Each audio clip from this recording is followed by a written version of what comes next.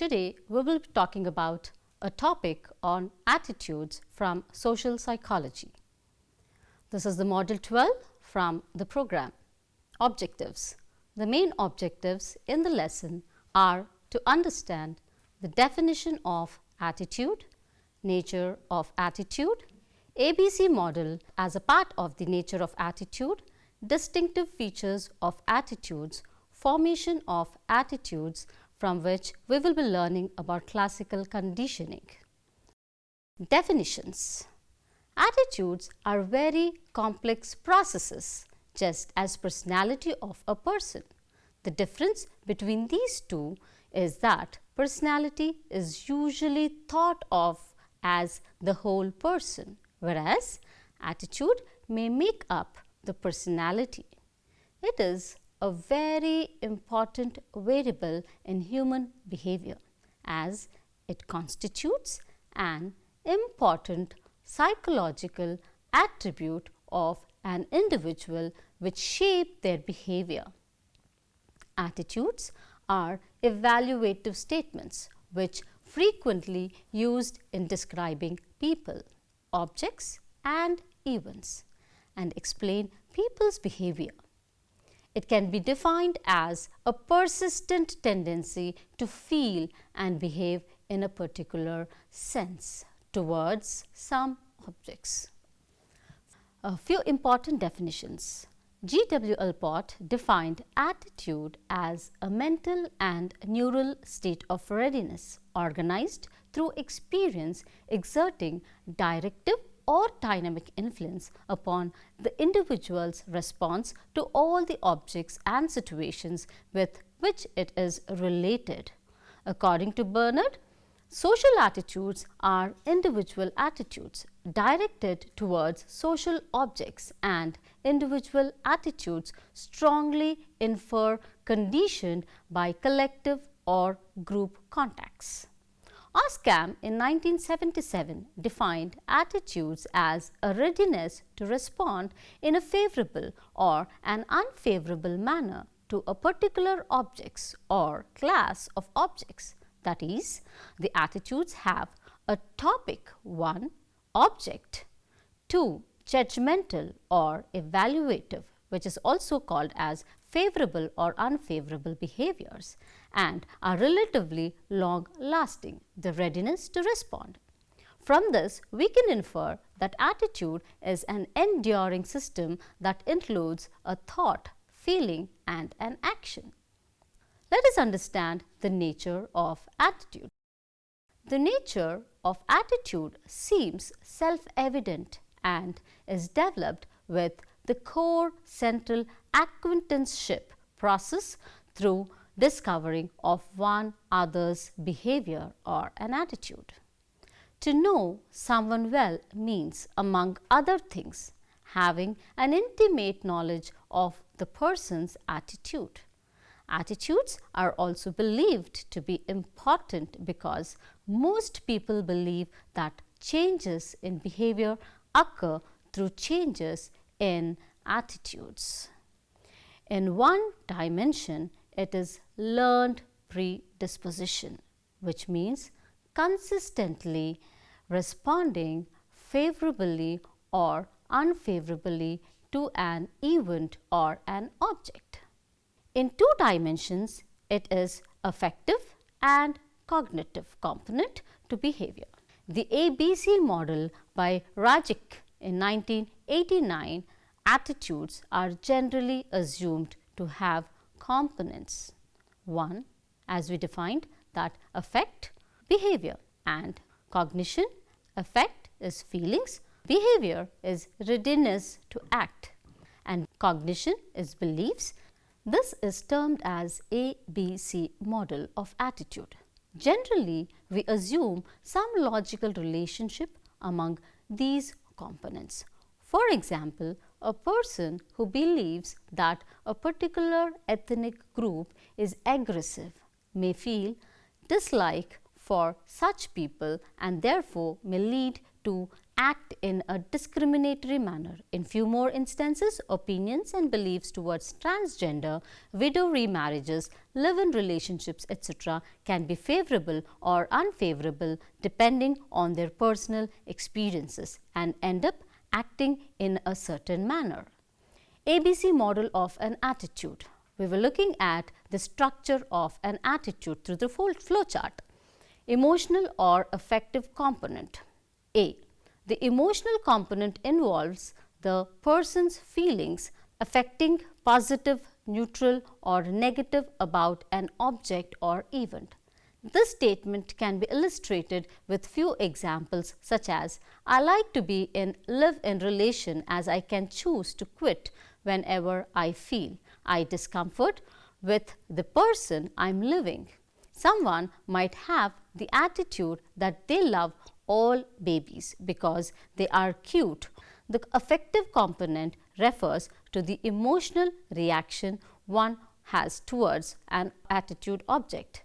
We will name Ajay, who has acrophobia, a phobia of heights. Height is an attitude object. Whenever Ajay thinks or sees people climbing or seeing down from height can make him fearful, and his desire to go an expedition makes him feel extremely anxious.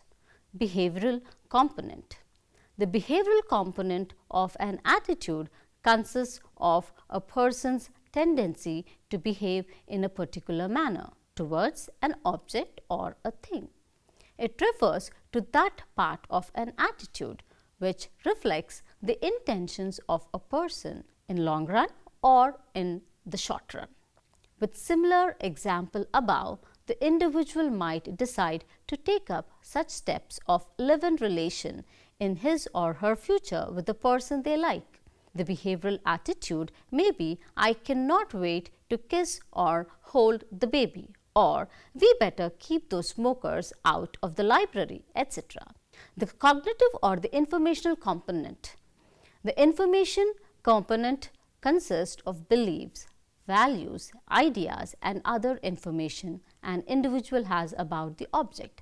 The information on live-in relationship can be having no empirical evidence, irrational or deceptive, but it make no difference to the individual who believes would strongly build a greater relationship with their future prospects. For example, a person who is seeking to get into relationship would learn more about the people who would be interested in such ideologies from his sources and would approach to understand the possibilities of getting in relation. These three components of attitude have some characteristics, understandings of which is imperative in order to understand the nature of attitudes. Valency, it refers to the degree of favorable or unfavorableness to the object or event in question. Multiplicity, component of attitude have the characteristics of multiplexity. It means the number of elements a component has. Consistency, it is found more among the valency factors than among multiplexity. The distinctive features of an attitude.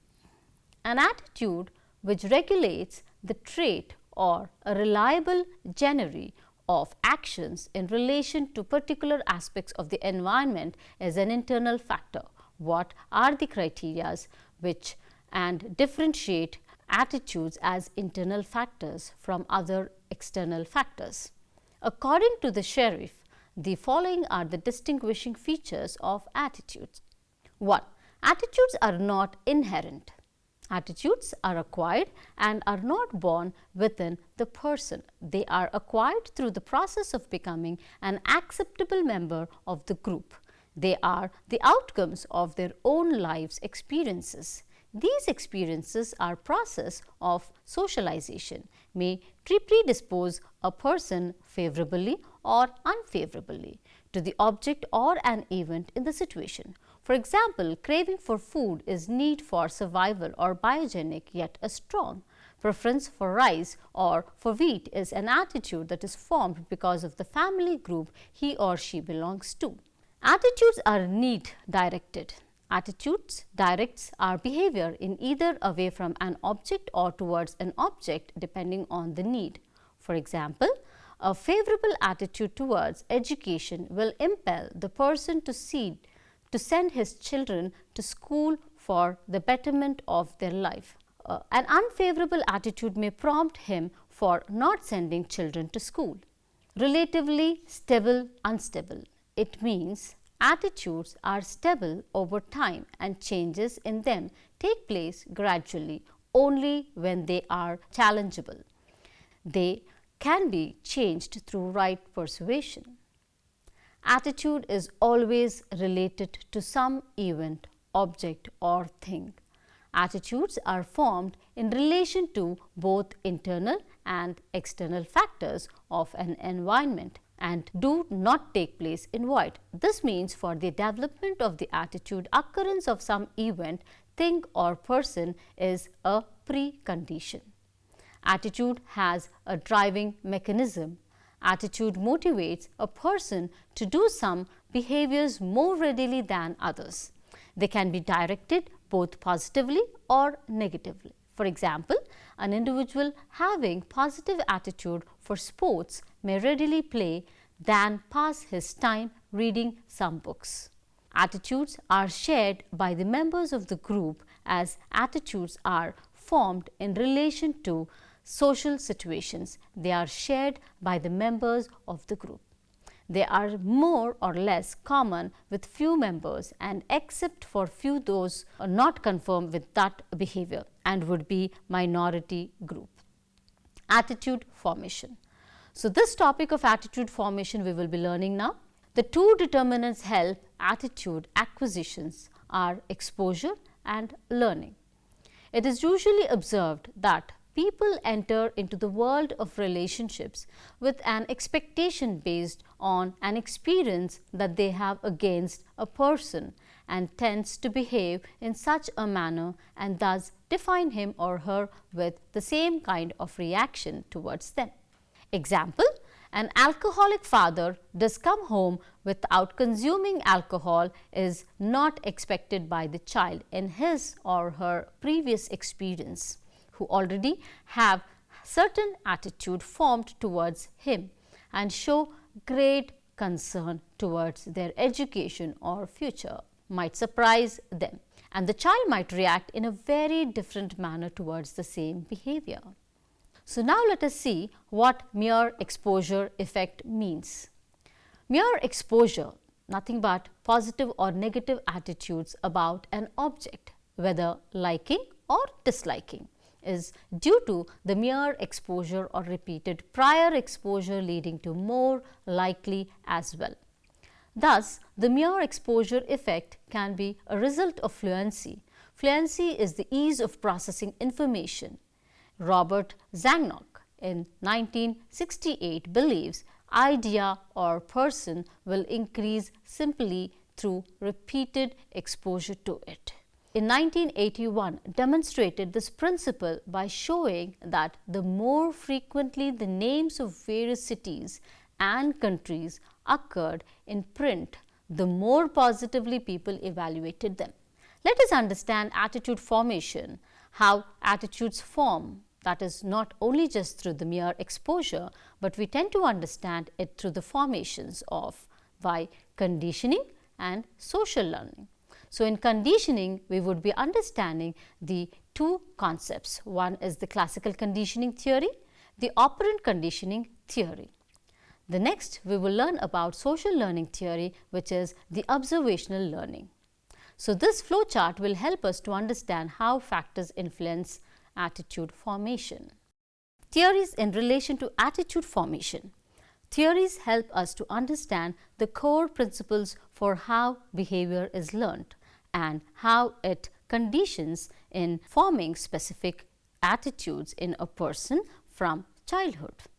So, classical condition theory. Classical conditioning theory is a type of learning that had a major influence on the behavioral school of thought known as behaviorism. Classical conditioning is a learning process that occurs through associations between an environmental stimulus and a natural occurring stimulus. Behaviorism is based on the assumption that all learning occurs through interactions with the environment. The environment shapes behavior. Classical conditioning involves placing a neutral signal before a natural occurring reflex. In Pavlov's classical experiment with dogs, the neutral signal was the sound of a tone, that is unconditional stimulus UCS, and the naturally occurring reflex was salivating UCR, that is unconditional response, in response to food. By associating the natural stimulus with the environmental stimulus, that is food, the sound of the tone alone could produce the salivation response. The first part of the classical conditioning process requires a naturally occurring stimulus that will automatically elicit a response.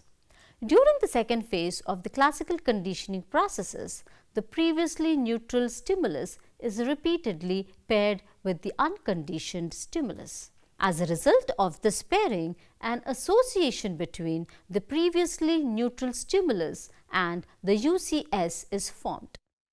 At this point, the once neutral stimulus becomes known as the conditioned stimulus, CS, that is the conditioned stimulus. The subject has now been conditioned to respond to this stimulus. The conditioned stimulus is previously neutral stimulus that, after becoming associated with the unconditioned stimulus, eventually comes to trigger a conditioned response. Once the association has been made between the UCS, that is the unconditioned stimulus, and the conditioned stimulus, that is CS, presenting the conditioned stimulus alone will come to evoke a response even without the unconditioned stimulus. The resulting response is known as the conditioned response, which we call it as CR, represented as CR.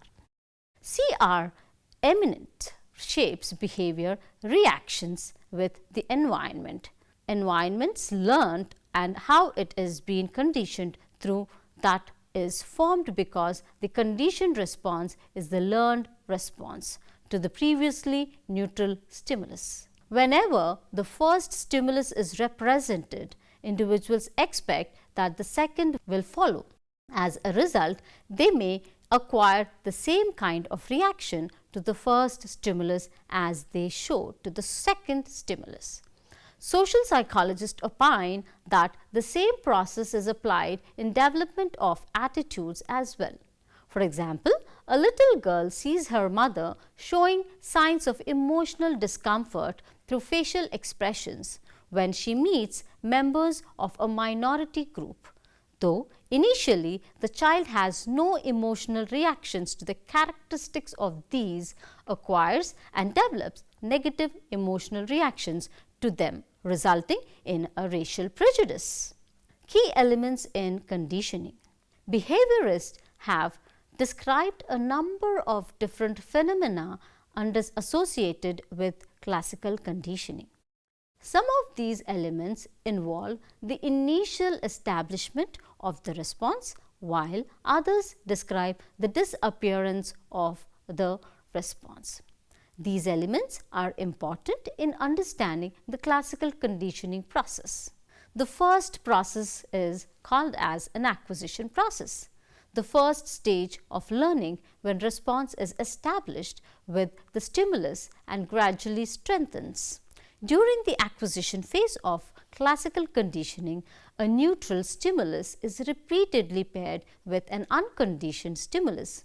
After an association is made, the subject will begin to emit a behavior in response to the previously neutral stimulus, which is now known as a conditioned stimulus.